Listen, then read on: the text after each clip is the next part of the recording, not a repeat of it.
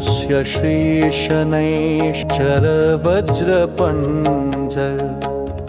कवचस्य कश्यप ऋषिः अनुष्टुप् छन्दः श्रीशनैश्चर देवता श्रीशनैश्चर प्रीत्यर्थे जपे विनियोग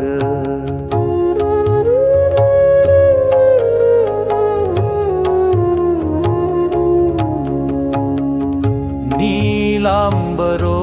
नीलवपु किरीटी गृधस्थितस्त्रास्करो धनुष्मान् चतुर्भुज सूर्यसुत प्रसन्न सदा मम स्यात् वरद प्रशान्त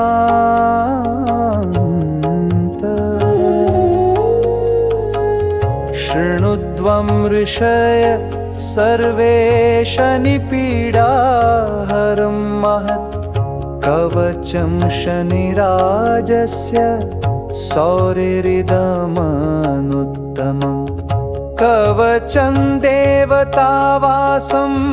वज्रपञ्जरसंज्ञकं शनैश्चर प्रीतिकरं सर्वसौभाग्यदायकम् ॐ श्रीशनैश्चर पातु भालं मे सूर्यनन्दनः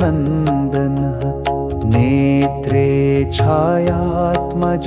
पातु पातु कर्णोऽयमानुजः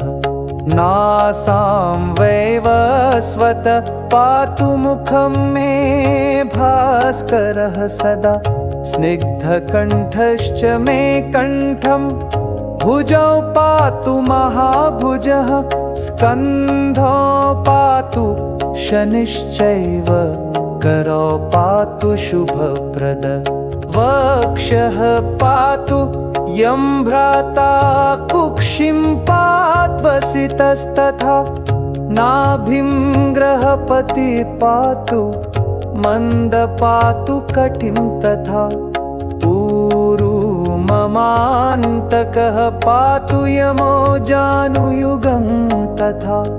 पादौ मन्दगति पातु सर्वाङ्गं पातु पिप्पलः अङ्गोपाङ्गानि सर्वाणि रक्षेन्मे सूर्यनन्दन इत्येतत् कवचं दिव्यं पठेत् सूर्यसुतस्य यः न तस्य जायते पीडा प्रीतो भवति सूर्यजः व्ययजन्म द्वितीयस्थो मृत्युस्थानगतोऽपि वा कल्त्रस्थो गतो वापि सुप्रीतस्तु सदा शनिः अष्टमस्थे सूर्यसुते व्ययजन्म द्वितीयगे कवचं पठते नित्यं न पीडा जायते क्वचित्